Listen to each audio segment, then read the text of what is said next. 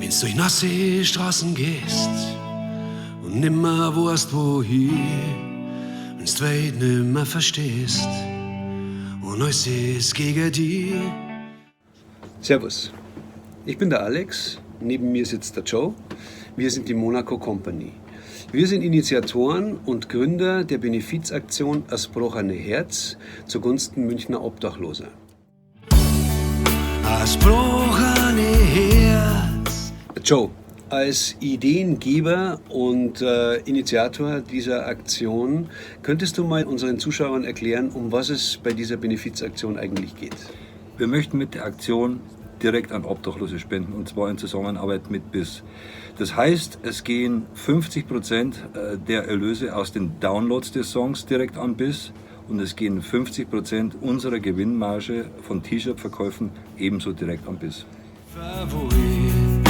Und Hoffnung, die verlasst. Alex, sag uns doch du bitte mal ein bisschen was zu unserer Kooperation mit BIS. BIS ist eine Münchner Zeitung, die wird überall verkauft von Obdachlosen.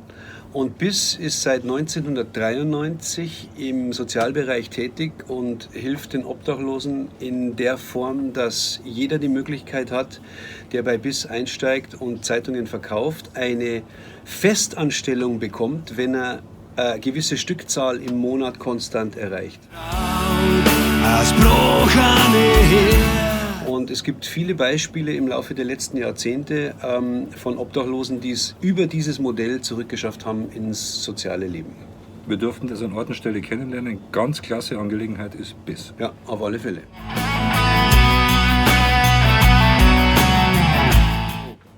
Kannst du ein bisschen was sagen zur Entstehung des Songs? Also die Grundidee, die du hattest, wie sich das herausgeformt hat? Ja, klar. Am Anfang war der Text, ich schreibe gern Texte, ich habe immer Texte geschrieben und das war ein Text, der kam einfach eines Nachmittags zu mir und war am Ende des Tages fertig. Und da war eigentlich schon klar, dass das Thema Obdachlosigkeit in dem Text drin ist und dass der Song auch in dieses Thema gehen sollte. Dann stehst du wieder auf. Was wünschst du dir zu erreichen mit dieser Aktion? Es würde mich halt freuen, oder es wird uns als Monaco Company freuen, wenn unser Gedanke erstmal an die Münchner Bürger durchdringt. Wenn nur jeder 10. Münchner Bürger willens ist, A, den Song downzuladen oder B, sogar ein T-Shirt zu kaufen, dann wäre eine große Hilfe geleistet. Das ist unser erstes Ziel und da würden wir uns sehr freuen, wenn ihr daran teilnehmt. Weil der nächste Winter kommt bestimmt. Und bald.